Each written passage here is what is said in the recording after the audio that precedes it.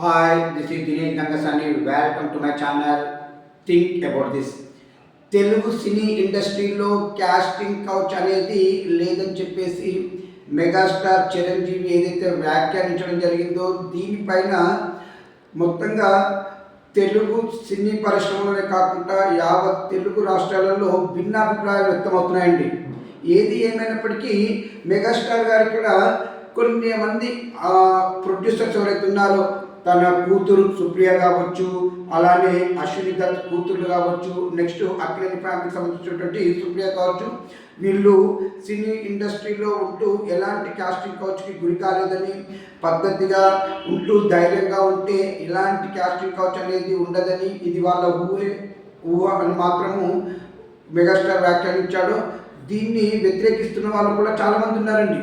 నిజానికి మెగాస్టార్ చిరంజీవి గారికి నేను ఒకటి చెప్పదలుచుకున్నాను. బాబు, మెగాస్టార్ చిరంజీవి గారు తెలుగు సినీ ఇండస్ట్రీలో క్యాస్టింగ్ కౌచ్ లేదని నువ్వు చెప్తున్నావు కదా, మరి నువ్వు ఉదాహరించినటువంటి ఆ ముగ్గురు ప్రొడ్యూసర్లండి. ప్రొడ్యూసర్లకి డైరెక్టర్లకి క్యాస్టింగ్ కౌచ్ ఎక్కడ లేదు. వాళ్ళ దగ్గరికి అవకాశాల కోసం వస్తున్నటువంటి ఆడవాళ్ళపైన జరుగుతున్నాయని చెప్పేసి ఎన్నో ఆరోపణలు వచ్చాయి. తెలుగు ఇండస్ట్రీలో క్యాస్టింగ్ కౌచ్ ఆరోపణలు చాలా జరిగాయి. ప్రతి ఫిలిం ఇండస్ట్రీలో ఆరోపణలు జరిగాయి. ప్రపంచవ్యాప్తంగా చాలా సినీ ఇండస్ట్రీలలో ఇలాంటి ఆరోపణలు ఉన్నాయి.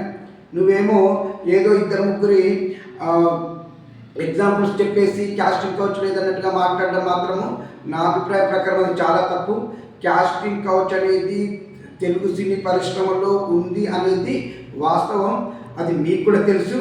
వీళ్ళు నువ్వు చెప్పినటువంటి ఉదాహరించినటువంటి వీళ్ళు నెపోటిజం ఫ్యామిలీ, అంటే పెద్ద ఫ్యామిలీ నుండి, మీలాంటి పెద్ద ఫ్యామిలీ నుండి వచ్చిన వాళ్ళు కాబట్టి లేదేమో, కానీ అవకాశాల కోసం వెతుక్కుంటూ వస్తున్నటువంటి ఆడవాళ్ళ పైన చాలా క్యాస్టింగ్ కౌచ్ ఇన్సిడెంట్స్ జరిగినటువంటి సందర్భాలు సినీ పరిశ్రమలో చాలా ఉన్నాయి. అది ముందు మీరు తెలుసుకుంటే మంచిదని చెప్పేసి నా అభిప్రాయం.